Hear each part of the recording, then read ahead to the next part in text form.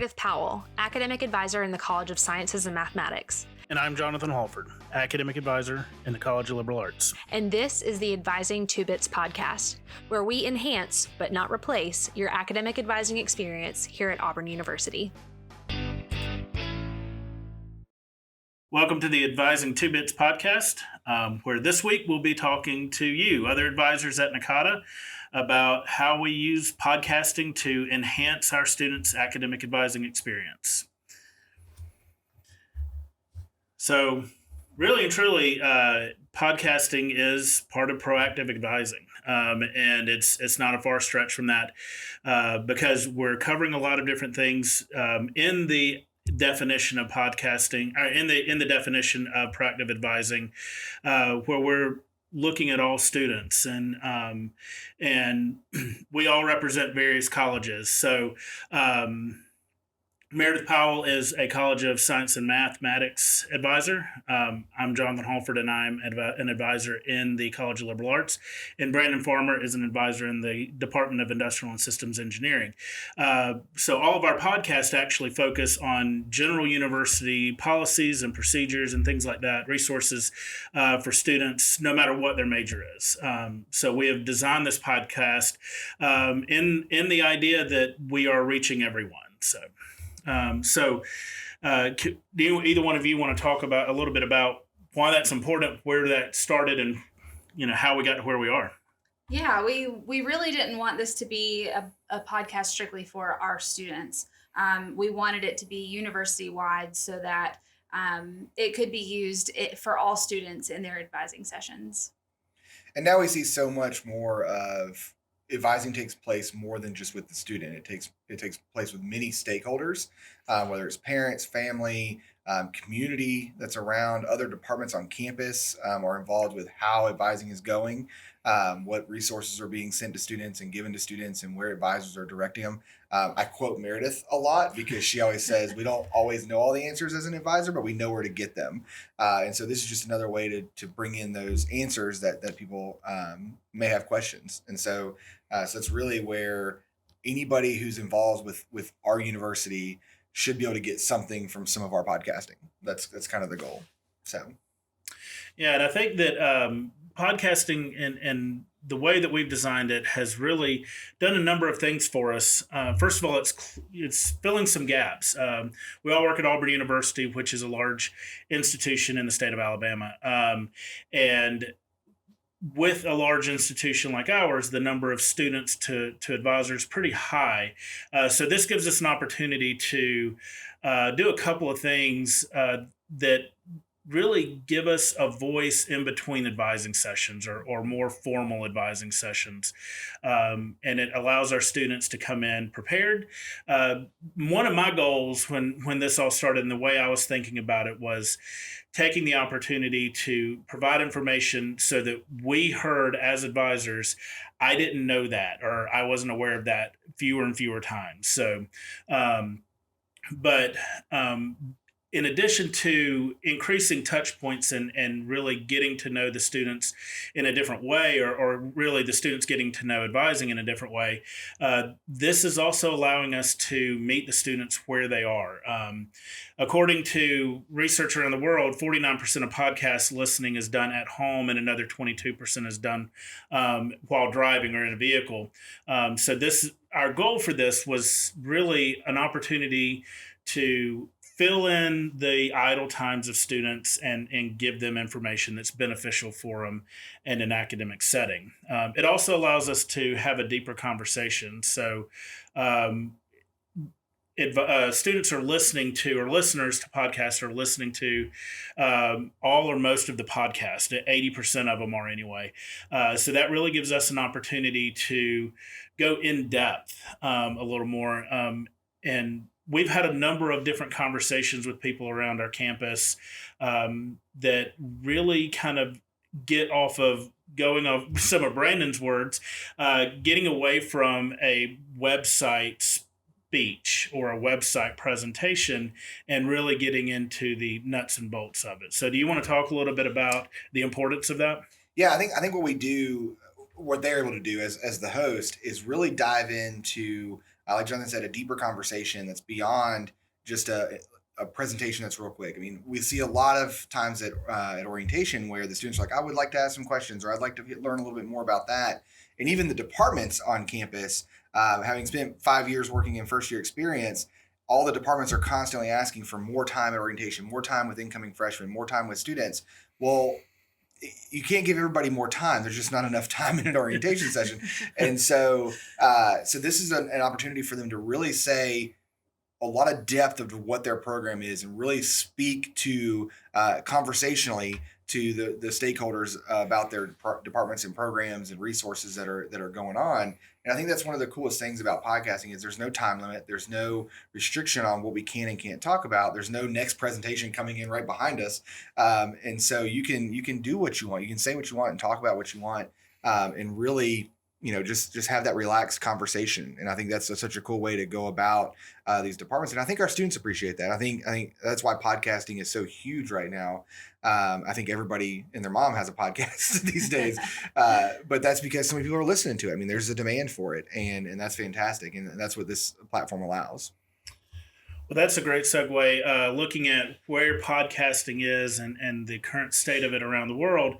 And as you can see here, South Korea is leading the way with 58% of the people who are responding to surveys saying they've at least listened to a podcast in the last month. And then going further down, you're seeing a very large percentage of the population who are getting information and being entertained or whatever they're looking for in podcasting. They're doing that through these means, and it's a growing thing. I think it's so much that it's free. I mean, for so much podcasting is done in a free way. Now, there are some podcasts that you have to pay certain amounts or subscribe or whatever, but for the most part, large majority of podcasts are free. Mm-hmm. And then the cost on our end, and we'll talk about this a little bit later, is very small as well. And so being able to get information to where 33% of Americans are listening to, it's insane. I mean, that's such a great opportunity to reach people. Absolutely. So, and other things that we found is that the current technology and the trends in technology are really contributing to those numbers as well. As you can see, the number of people that are listening via smartphone has gone up 157% since 2014. And by far and large, that's the area that students or our listeners are students and parents, but how listeners are taking in the content. Another thing that's contributing to that is smart speakers, and people around their house, saying, Alexa, play the Advising 2 Bits podcast. And so they can listen to it at home and on the way. So on the way to wherever they're going. And that's one reason we'll get to it a little bit later about the length of time that we had. And we kind of thought of it in a way that someone could listen to our podcast and get information while they're getting ready for class in the morning, or while they're getting ready to for work, or on the transit onto campus, they can listen to it. So it was very strategic, and because of where people are listening, that contributed to that approach. So there's some other statistics, and there are some things that were really kind of interesting to us on this. First, the comedy is the most popular podcasting, and education and news are right there behind it. So Meredith and I were a little surprised that true crime wasn't higher, because that's what we listen to in our on our own time. But it's a diverse group, and a diverse topics are on podcasts. Podcasters are on the average listening to 6 different shows a week, or 7 different shows in the week, and they're subscribing to 6. So they're really getting involved in moving around. One interesting thing, and this is something that I've tried and also have to keep in mind when I'm actually recording, is that 19% of listeners increase the speed. So they may play a podcast at 1.5 times instead of 1, and so that way it cuts down on how much time, and it's still understandable. So for those of you who might be faster talkers, might keep that in mind and slow it down just a little bit. But it's actually pretty balanced among genders, and versus male and female. And the demographics of who's listening are right in the wheelhouse for higher ed, because you have a very large percentage that are college age. The college age student is right in there, and then with 48% being 12 to 34 years old, and then 35 to 54-year-olds, there's 32% listening, and that's going to be their parents. So those two being the largest groups that are listening to podcasts, it really just kind of fits higher ed. So as Jonathan introduced us in the beginning, he's an advisor in the College of Liberal Arts, and I am an advisor in the College of Sciences and Mathematics. And we are the voices that you hear on our podcast. But we have a producer, Brandon, and he is the man behind the curtain. But quite honestly, we couldn't do what we do without him. He really takes care of our technical aspects, the mixing, the taking everything down and editing it to what is then put out across all of the different podcasting platforms. And so, Brandon, do you want to talk a little bit about your role? Our listeners hear us, but they never hear you. Yeah, and we'll get into my role in more details. But really, what my goal is always is to allow the talent, as what I always call them, to It's be a big stretch. to be just that, to be the host, right? I mean, there's so many other things to focus on, and I want them to be able to focus on the guest and the host and be able to think of good questions and have good conversation, and not sitting back here trying to, did I hit record? Does the audio sound good? Those types of things. And I think it's just a way to, compartmentalize the different aspects of doing this. And, as we shift into in-person, which, I think every podcast we've done so far has been virtually done and recorded. And so, but as we move to in-person, then you'll see more of the need for a producer while the podcast is going on. And so that way it can be more as a group and more conversational, and the tech aspect of setting, everything up here, which is something we wanted you to be able to see too, through this presentation, is, how we're setting up different mics, different computers, and having a TV with what, our guest can see, what's going on, so you can do the fun. I'm sure some people listen to Joe Rogan, or at least has heard his podcast, but Jamie, bring that up. And so you can, see that. And so those are the types of things that I think are really important in my role, but just really allowing the opportunity to free up their ability and their brain bandwidth to be able to focus on the guest, I think is the coolest part, because that's what we want. That's what we need. That's what people are listening for. And so, so my role is to take things off the table so they can focus on the guest is really the big part of it. I think the most challenging thing that Brandon has on his plate with us is keeping us under a time limit. We learned this the hard way. So for those of you who are thinking about starting a podcast, find you a Brandon that will keep you on track, because if not, you'll record an hour and 45 minutes worth of material for a 45-minute podcast. And we learned that lesson early on, and are trying desperately not to make that mistake again. Yeah, and that's something that's important too. Is another thing they don't have to focus on. They're focusing on just having a conversation with a person, and ultimately you're going to have conversations with people that you work with on campus that you're more than just a colleague with, right? You're friends, and we have plenty of those. And so when you do a podcast together and you get to joking around and you get to having a good time, it can go, and that's great. That's what it should be. That's how I hope every episode would be that way. But also I'm listening as a a listener while they're recording too. And so if there's questions that I think of, that's probably a question that one of our listeners would have, and so I'll shoot them a message and be like, "Hey, think about this," or something like that. And so because again, if you're focusing on the guest and you're responding to what they're saying, you may not you may miss some opportunities for questions because you're thinking of your next pipeline question. And so hopefully I can do that. See some areas of where we may need to explore a little bit more, may need to dive down this a little bit more, or hey, I really love this person brought this up. Find out more about that. Let's keep going. So I'm listening to that objectively as well the whole time, and so that way they're again more focused on the guest. So which has really been helpful to keep us on track, for sure. So to kind of segue into really how this whole thing started, Jonathan had the idea of an advising focused podcast.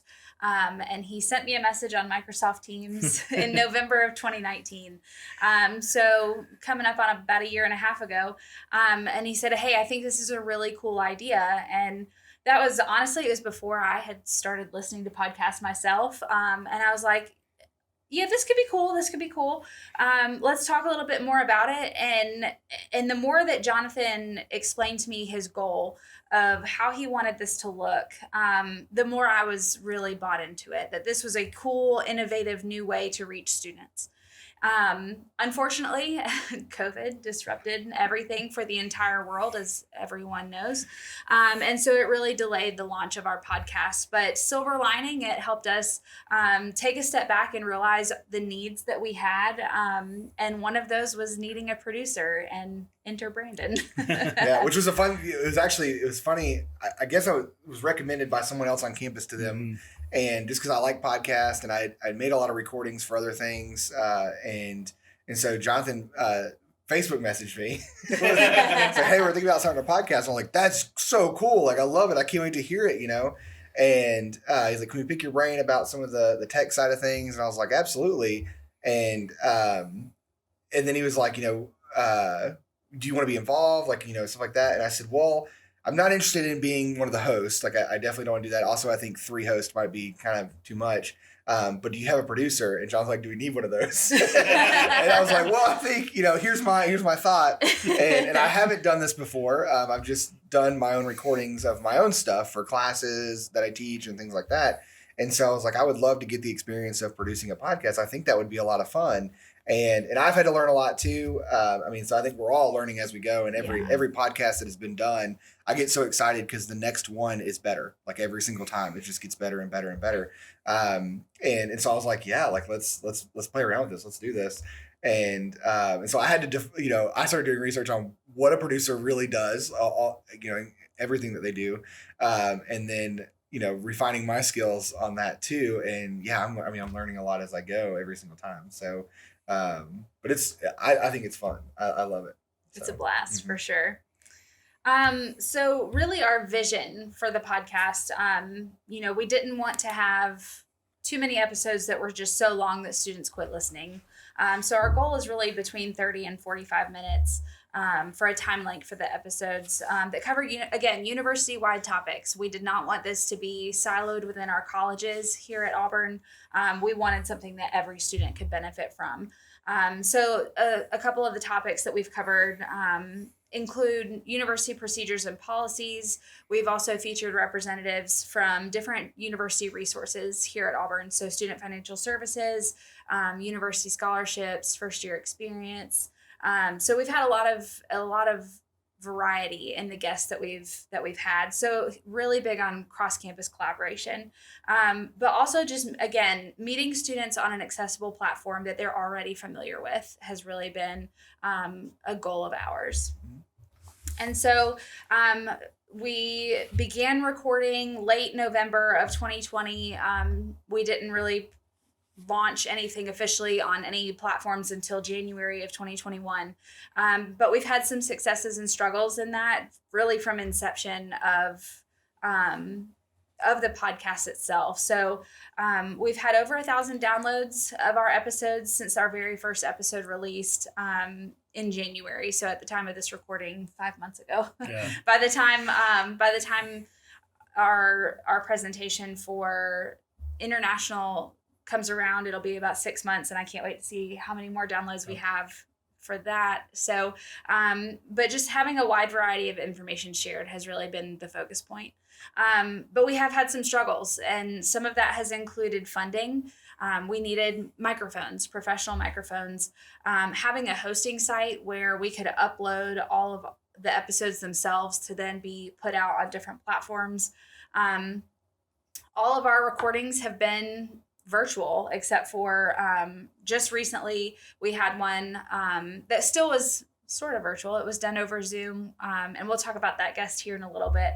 But one of those struggles with being virtual has been having a feel for each other. It's very different being in the same room versus being on Zoom together, and having kind of that feel for when the next question is going to come up, and when somebody next to you might be ready to talk. You don't have that online. And so that's something that we have had to adapt to, and we've struggled a little bit, but we've started to find a flow. But again, as we're headed towards a bit more normalcy, it's going to really change how we how we do our podcast. So I think that's. I'm super excited I'm for that. pumped. Though. I am so I pumped. think that's going to be so great. I really do. Yeah, and I think that one thing that you were mentioning struggles, and I wouldn't necessarily call this a struggle, but it was definitely something that we had to think about differently. Was we started recording in November, and then due to calendars and everything, things going on in real life, we had to stop recording for a little while. So we actually recorded 4 episodes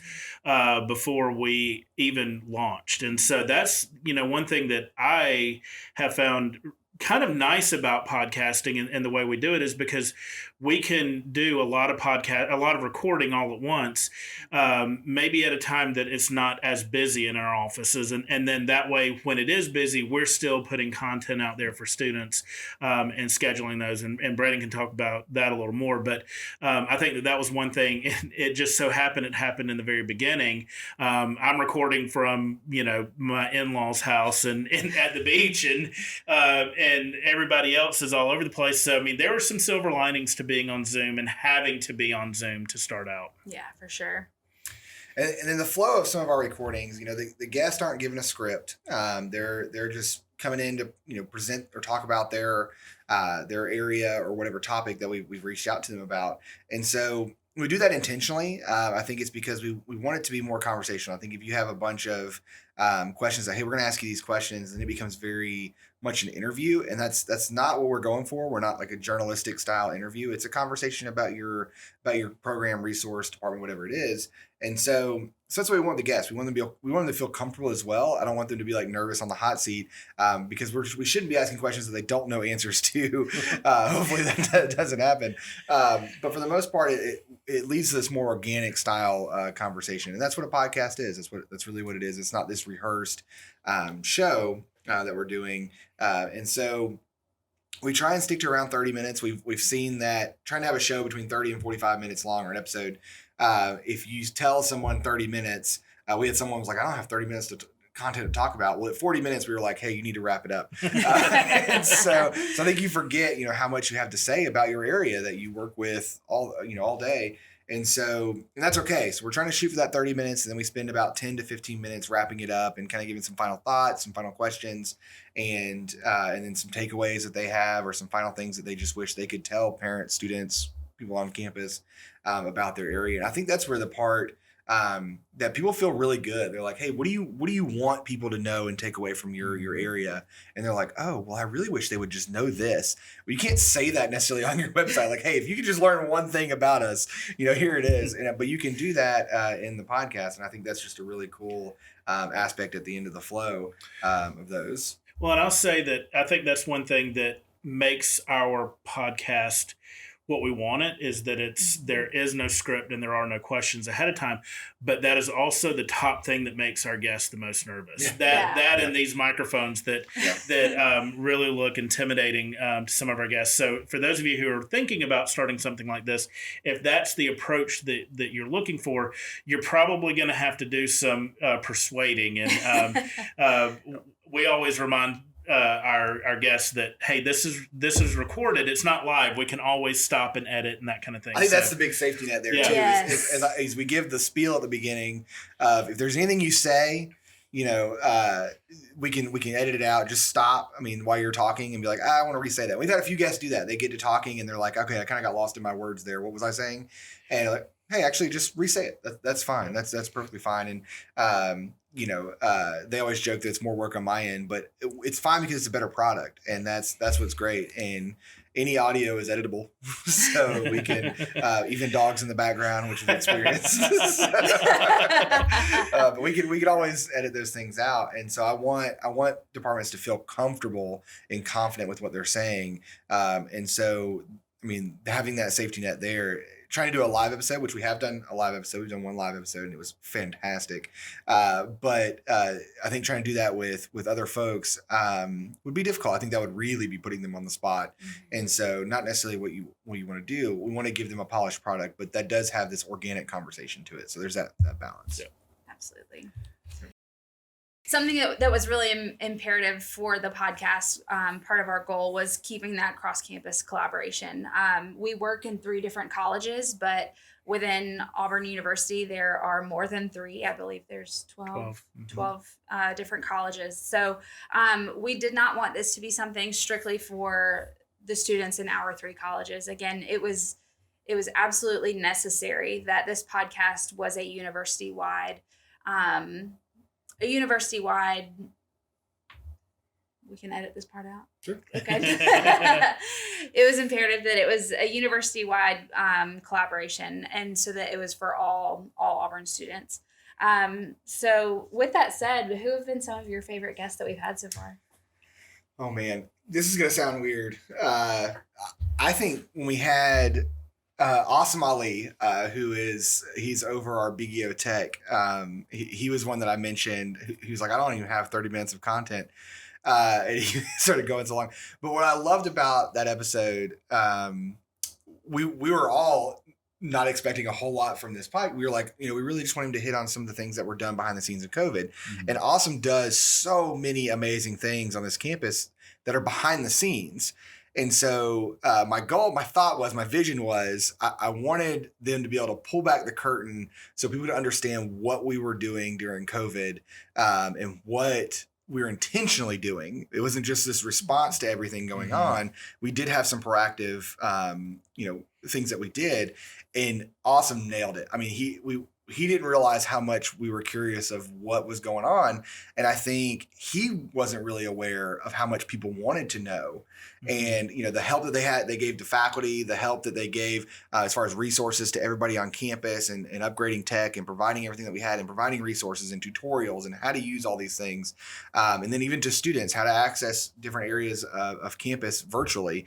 That was just such a cool thing to see. And I think, we haven't gotten feedback on that episode yet. I know a few people on campus who have listened to it and did like it. And they're like, I didn't realize they were intentionally doing so many of these great things.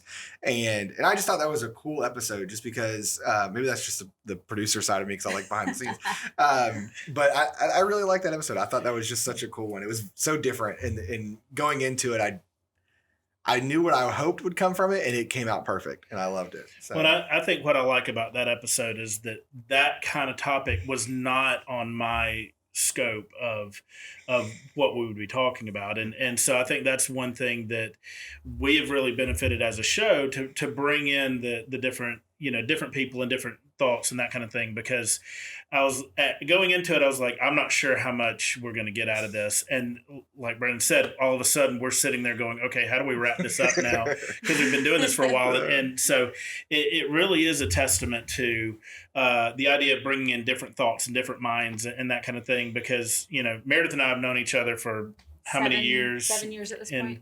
And Brandon, we've known of Brandon and we've worked with Brandon, but not this closely. And so it definitely brings in a different thought. But I think for me, it's kind of hard to pick one episode that's my favorite. I mean, I think my overall favorite was probably our interview with Charlie Nutt, and it was definitely one of it was tricky for us because we had it was our very first live recording. So much pressure. Yes. Oh my gosh. Not for me, just for y'all. That was great. We're sitting on stage under the hot lights, and Brandon's in a comfy chair. That was cool as a cucumber. We did it on the stage of our Performing Arts Center, and it's very intimidating and to do it that way. But then on top of that, we were talking to 2 different audiences. So we had a live audience of advisors and staff members in various resources and different student success professionals across campus in the room, but we were recording it with the idea that our audience are parents and students. So it was this, I felt like I was playing Pong of, yes. here's an advising, topic for advisors and counselors and staff members, and here's a question for our listeners and how that's going to turn out. And I think it worked out really well. It was a really fun conversation. And every conversation with Charlie Nutt is fun, though. Yes. So I think that overall, but I really, I've been advising for 15 years now, and I still learn things through this. And so there's things that I didn't know about that I learned, and there are things that I can take on to my students and share that just from hosting and asking. So there's little bits of everything that I like, but that overall, that's probably my favorite. Yeah. What was yours? Gosh, I really think the one with our colleague Stephanie on campus, partially because that was the one that we ran over and recorded an hour and 45 minutes of audio, and Brandon had to wade through that for a good long while. Turn it into a mini series. Yeah. But I think, and kind of echoing what Brandon said earlier, you know, sometimes our guests are our friends, and Stephanie is a good friend of ours. Mm-hmm. And so it really, truly was an organic conversation. It was just having a conversation with a friend to the benefit of our listeners. Yep. And I think, and because the audio was so long, we made that a 2-parter. Brandon graciously cut that into 2 episodes for us. But I think our students, it was an in-depth and honest conversation. Mm-hmm. And sometimes students just don't get that side from us, not intentionally, but we don't have enough time in some of our advising sessions to have those conversations. And it gave us a chance to be vulnerable and let our students hear that. So yeah, I and thought that really episode cool. just really, I mean, you know, yes, it went on, but it took so many cool turns too. I mean, you know, what the original episode was about, it was that and so much more. Yeah. I mean, there was so much behind the scenes of how advisors care for students and what we're trying to do on the back end. And it was just so many just great takeaways for students, parents, anybody listening to those 2 episodes. Really, I think captured a lot of good information. Yeah, it was just so funny because I actually had to leave the podcast early because I had another meeting. So I was like, oh, they're wrapping up. Like, I'll just catch the audio. And I downloaded the audio to start editing. And I was like, did they forget to hit stop? Like, but it turns out, I mean, it's just such a great episode. So, I mean, I wouldn't trim down any of it for anything because it was all just such great content. Well, I think that for that one, not only is the content good for our students, but when you're friends with someone, and I've been friends with Stephanie since we were in undergrad together. So, I mean, that's been a little while. And so, but it's one of those things that when you get away from,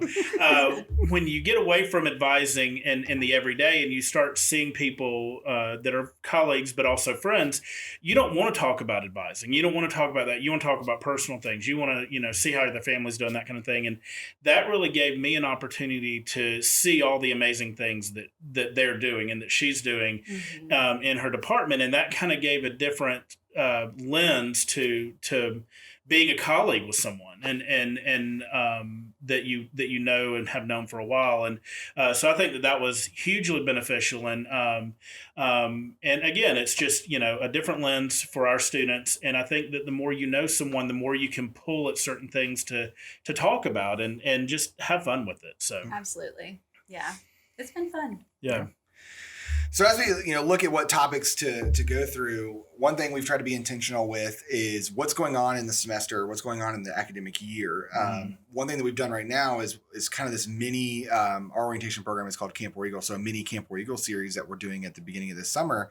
And it's really, with all the COVID changes, which I think you're probably going to hear a million times at conferences, but especially this year.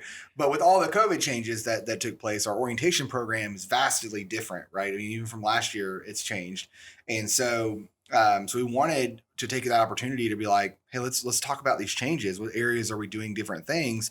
And so students and parents can hear these changes and not, you know, in a different way. Like, what's our intention to these? Because a website doesn't always tell you the intention to these changes. So we had the director of first year experience on to tell us exactly what they're doing, why they're doing it. And so that way you really understand what's going to be happening when you do get here for orientation and the virtual aspect that you have to do. And so that's one example that we're looking at as things are going on. We did one on registration right before course registration opened, and because there was some registration changes. So we had the registrar's office come on and talk about these things. And what was really great, what I really loved is I think we asked questions, or y'all asked questions that I don't know if they were necessarily aware of that people had questions about. And so I loved that because I think you can only predict what people are going to ask and so far. But when you have advisors ask questions, because we ask questions based on what our students are asking us, Right. Yes. and because we don't want to look, like we don't have the answer. And so I think that was such a cool aspect. So I would say, out of all our guests, and if the registrar sees this, my apologies, because I think we put them on the hot seat more than anything, because there were so many changes going on, and, Yeah. and we had questions, and we had been receiving questions, and so we were able to really really find out the answers to what they were doing. And that was just such a great opportunity. But that's something we're trying to look at doing throughout the year, what things are coming up, what things are going on, what big changes are happening on the around the institution. And let's have those people on and let's talk about it. I think they feel good too, being able to explain why they're doing something and different. I think that's such a cool thing. And so we also have on our website, Jonathan built out our website, and we have an area for people to submit suggestions. And so we've had a few folks do that they want to see some topics. And that's, just a great way to connect with the community and other advisors listening to things, or anybody on campus, or any parents or students want to hear something. And I think, as we move forward, we have tons of ideas in the pipeline. So I think that's really cool. I think once you get started, we got to do an episode on this. We got to do an episode on this. And the big thing is you have a lot of time throughout the year. Like if you look at your entire year, and we try and publish one episode every 1 to 2 weeks. That's usually our going rate. And so if you can't do all your podcast at one time, so spread them out. So you have lots of time to be able to put all these episodes in. But then also between the three of us, I've had a few different roles at Auburn here. So we all have tons of campus connections. And I think that's one of the best ways to really reach out. I mean, there's people that, they've reached out to that I don't know, and vice versa. And it's like, hey, we're doing this, we have some stuff we can talk about. We would love to get you on the show. And I think at the end of the day, people love talking about themselves and their programs. So that's awesome. So we have that going for us. But then also, we know a lot of folks, which is really important, I think, on your campus, is connecting with those folks. And academic advisors, we have to know everybody. So I think that's just, it just fits perfect. Having academic advisors do these podcasts, I think there's just such a great, area of information there. So. Well, I think that one thing that we've the way we've approached it with getting those campus connections has really been nice and easy for us, is to reach out to the person that we know and not be, handcuffed into, we're going to do it this way, and to say, hey, we're really wanting to do a podcast episode on this topic. Who would be good for that? And so that person's going to go back and look and say, okay, is it me or is it someone else? And, we did one on mental health, and I actually didn't know the person that we interviewed before, not really had heard their name very often. But it was such a great thing to have the person that I reached out to say, no, this is the person you want to talk to, because they know their staff, they know their group, and they know who's going to be the best fit for that. And it's always worked out really well for us so far. So I think that's one thing that we've really embraced, is not to have not to get married to a certain way or a certain thing. We have very few rules that we try to stick to, and everything else, we just let it be organic. So we already talked a little bit about the role of the producer, but to get more in the details of that, so if you're looking at starting, your podcast, having somebody with some tech experience. Now, I'm not a tech expert in any sense of the way. I'm not formally trained in any audio engineering or video production. My bachelor's is in math, so I'm not. That's not where I'm trained. A lot of it's more hobby than anything. I just enjoy it. I had to record a lot of things for some courses that I taught. So I got to learn a lot of doing that. I like making YouTube videos. They're just fun. And so you learn a little bit about that. But having someone with more experience is obviously better if you have anybody that can do that. But what we use is Adobe Rush is the audio editing software. It's fairly straightforward. One thing, anything Adobe is great. But there also is endless video tutorials about Adobe products. And so that really allows you to, access a lot of information and really teach yourself. There's been times where I've had to just YouTube a video. I got to figure out how to do this one little thing. Or we had a dog in the background on one of Meredith's. Sorry. And I was like, how can I get this specific dog noise out? And so I'm like going through, I learned so much about audio settings that day. And then, it's fun. You're welcome. Thanks. Experiential education. So things like that, I think are fun. But Adobe Rush is what we use. Buzzsprout is where you host your show. And so to be able to publish episodes to different platforms, you have to have a place to host it. And so that typically is a cost. Ours, we pay per month for an amount of gigabytes that we can put episodes on there. And like I said, we have, I think, the second tier on there, and that gives us plenty of space. We're uploading, 2 to 4 episodes a month. And so we've yet to run out of space by the time the next month runs around. So I don't think you need to go spending $50, $60 a month on a plan. I think ours is $10 to $15 a month in there. And so, but that allows you, once you do that, you're able to upload your episodes there. People can access the episodes from the Buzzsprout website that you have. We also can upload them into our website. You can also put them on Apple Podcast, Spotify Podcast, Google Podcast, Amazon, iHeartRadio, and Pandora is the last one. So we're able to do that. There's more. Those are just the ones. Yeah. You can. I mean, there's endless ones. We tried to stick to just some of the major ones. We can always upload to more, but as you start to go further and further down the list, less and less people are accessing them.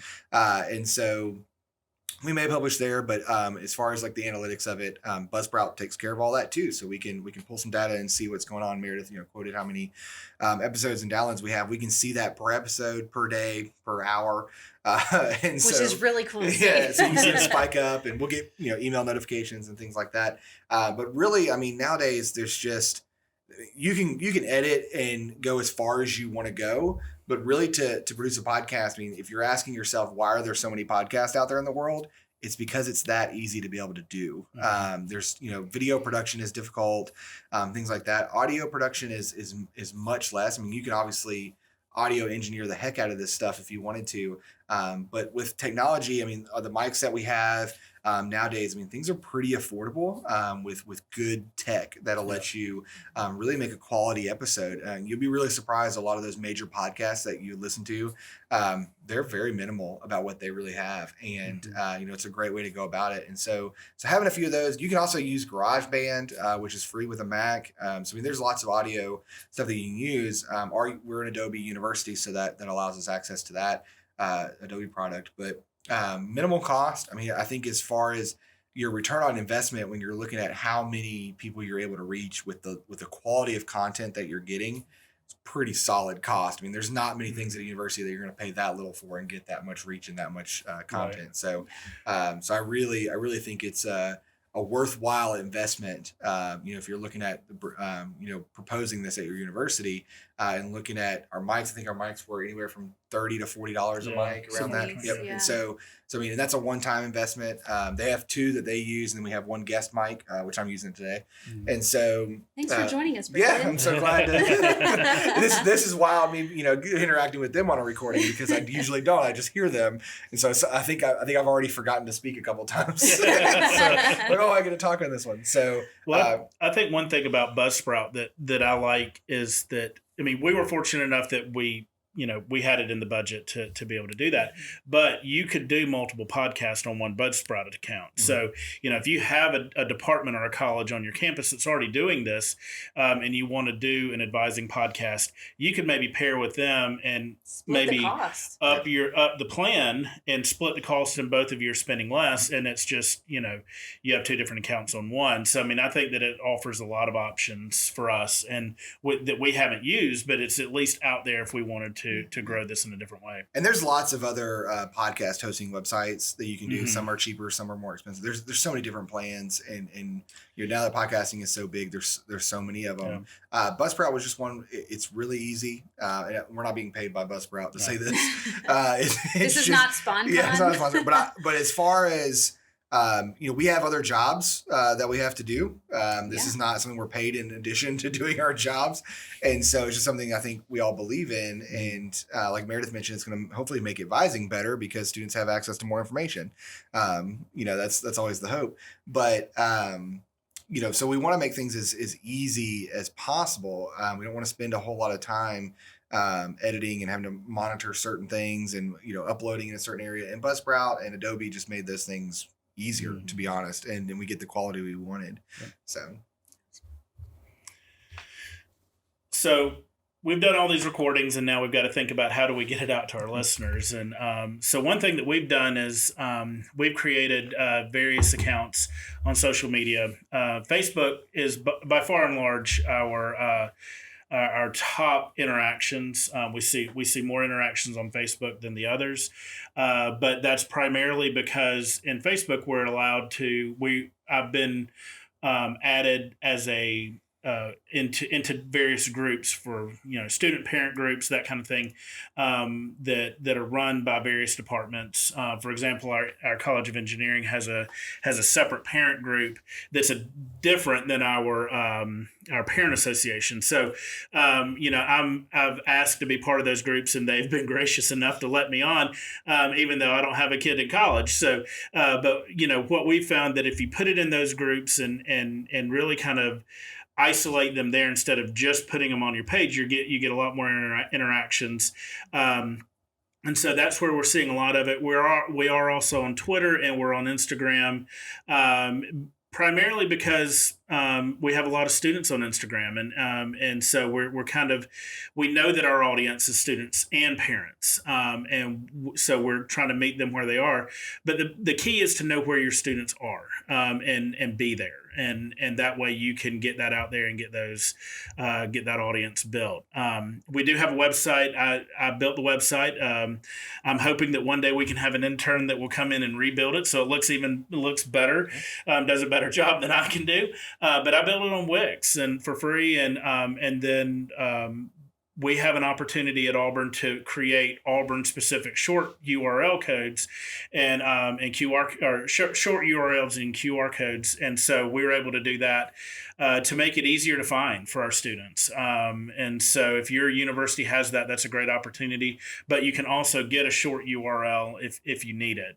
So, accessibility is a big concern. Obviously, with the podcast, it's 100% audio, and so for your students and or parents that might be deaf or hard of hearing, that this doesn't seem like an accessible medium, and the trick is to make sure that you're building transcripts, and it's something that we are working on, and having to get into do, and it's finding a product that will do it for us efficiently. Like Brandon said, this isn't part of our job. This is an addition to, so we do have those time constraints that we have to look into. So just something to think about when on the front end, so that you can do that as you build your podcast, and not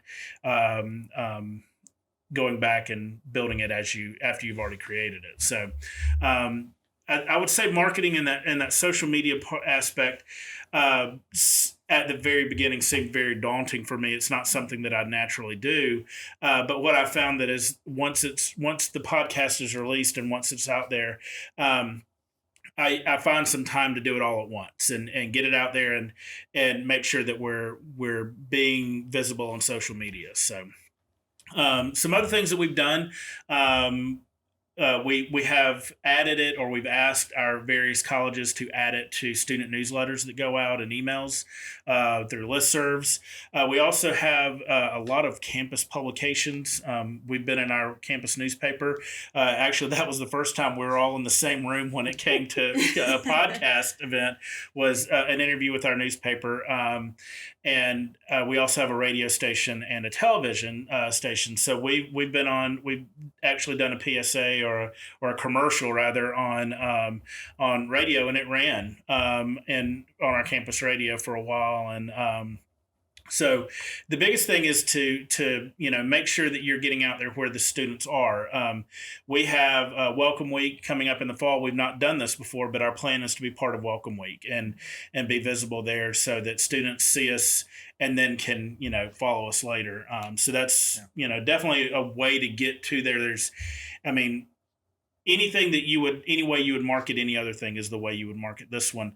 It's just, having the know-how to get it out there so that everybody can reach it. So. And the idea for Welcome Week, I think, is we're going to try and do another live podcast. And as students are coming by on the green space, they can come by and ask questions and really just kind of have a time, about an hour or so, of where we can just kind of reach students, hand out something that they can follow us, and really just try and engage a little bit more. Because that's one area I would love for us to do as we're, like I said, we have this pipeline of ideas.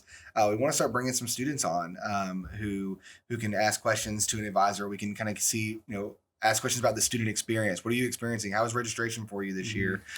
Things like that, I think, are just going to be really, really neat. And as you get students who are like an SGA president, and one of them shares on their social media that they were on this podcast, I imagine we're going to get a lot more engagement. And so those, I think, are going to be some really cool opportunities that we're going to explore. For sure. I think one of my favorite guests that we've had has been our student head camp counselor. Oh yeah, she was amazing. That was and awesome. she was amazing on it. I think we all kind of sat there for a while and just stared at her and listened to her speak and hear what she had to say. And we almost forgot that we were recording and got so wrapped up into what she was saying.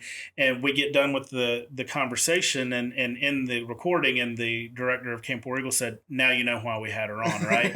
And we did. We all exactly understood that. So I'm waiting to have more of a student interaction. I think that's going to be fun. Yeah, Absolutely. I'm going to be really excited when we have more of an opportunity to bring more students in, because she was our first and right now our only one. Yeah. And it was such an incredible conversation. Yeah. So I think it'll be really neat. Which takes us right into the buy-in that we're trying to develop, and I think just trying to get more and more people to listen to it is having them be a part of the podcast too. I mean, having these areas of campus and students, and maybe eventually we'll have some parents on there. I think it's always a little nervous having parents be with academic advisors, because I think the inclination might be for them to tell us everything we need to be doing, and that's fine. Maybe that's something we need to explore, so they have an opportunity to do that and really just kind of hear what parents are thinking. I mean, we have the person who runs our parent and family programs and does all our interaction with parents on our campus is absolutely amazing, and he really, really has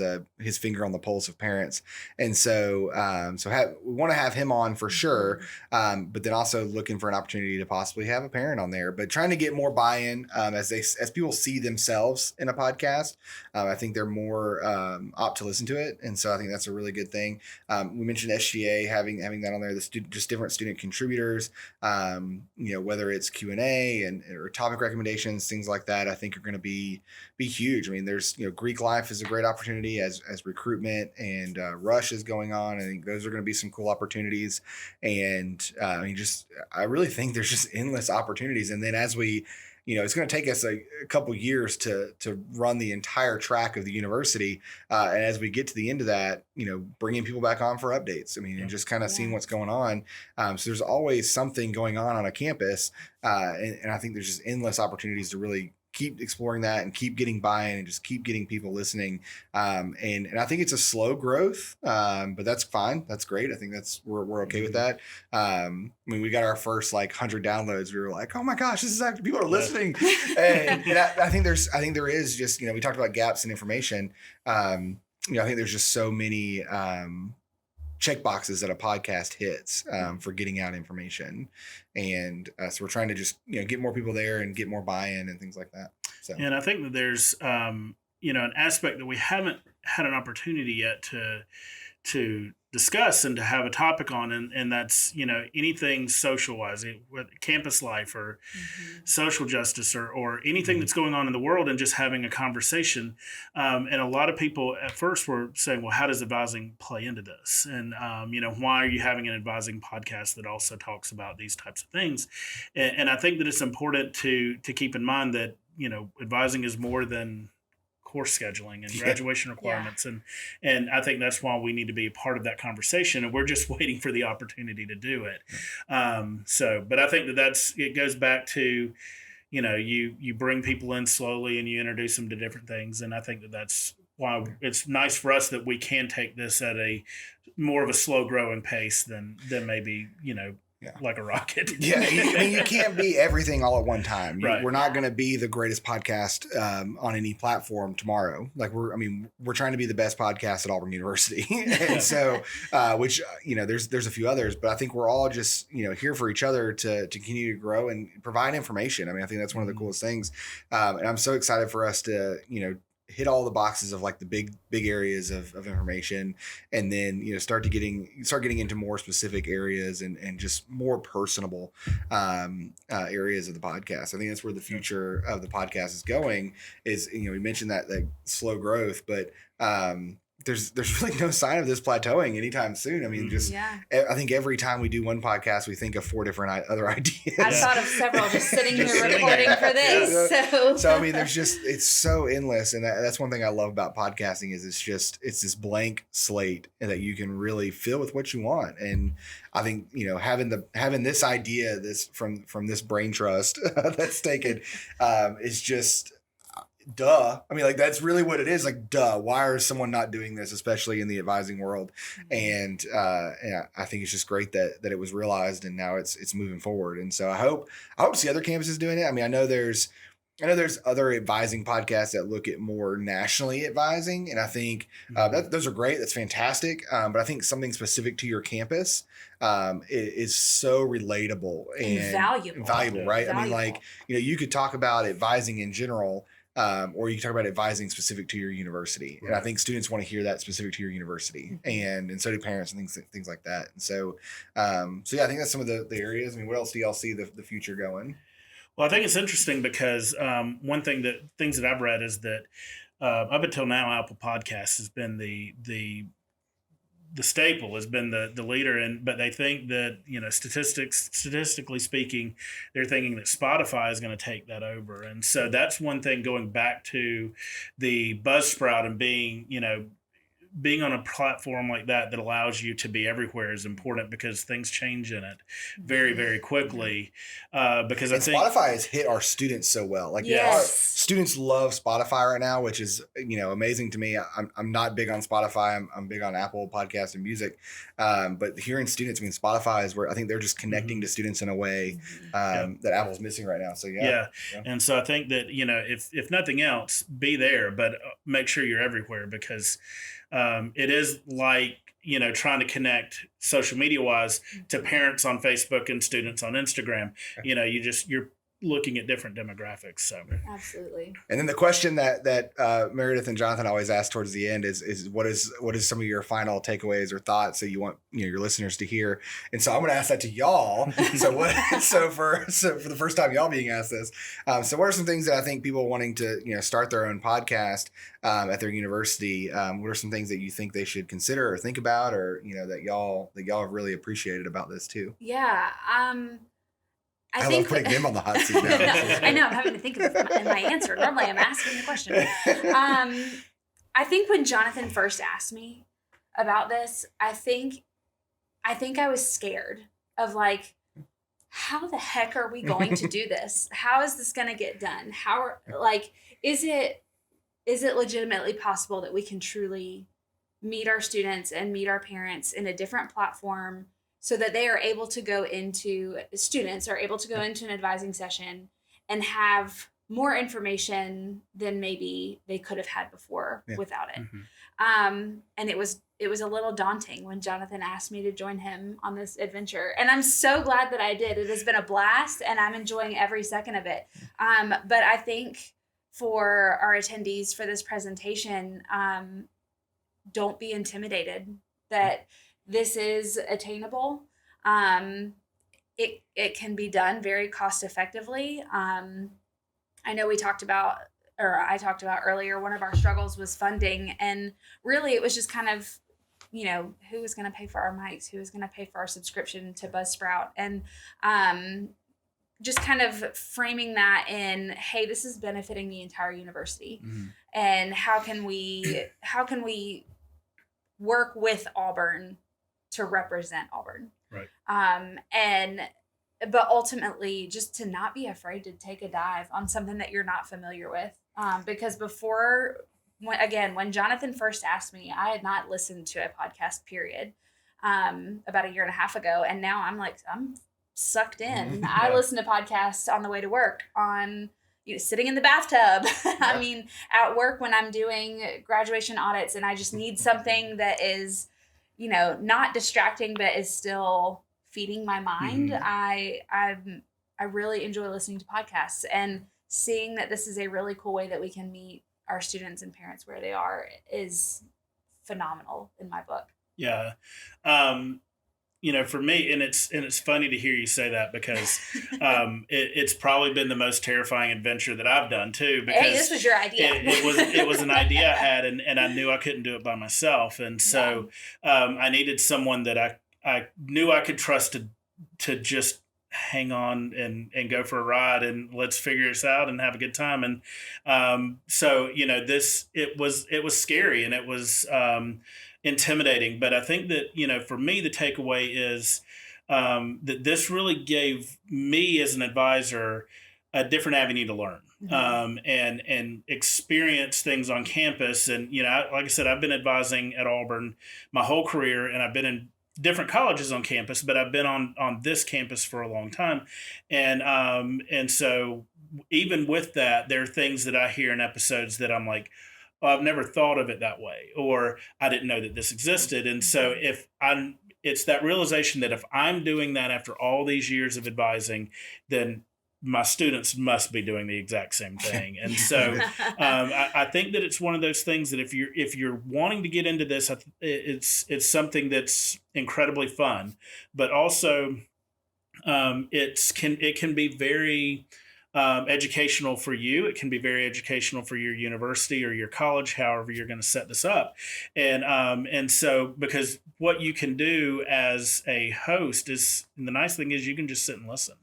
You don't have to provide content into it.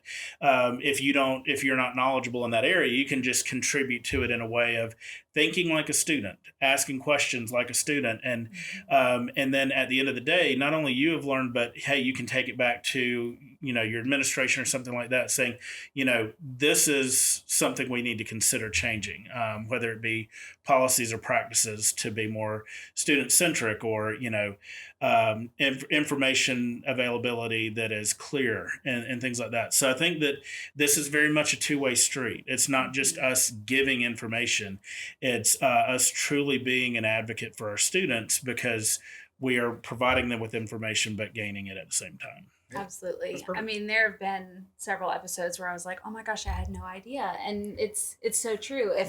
If we don't know, as we're asking these questions, how on earth could our students know? Right. Absolutely. And so it's been a really cool growth opportunity, I think, for us as advisors in our professional careers to be better advisors. Right. I love it. Well, thank y'all. And thank y'all for attending our presentation. And I hope you start a podcast at your university. I mean, that's definitely our goal of wanting to share this adventure for sure. and get ready for some success and some failure as well. And a lot of experiential learning. So thank y'all. War Eagle. War Eagle. War Eagle.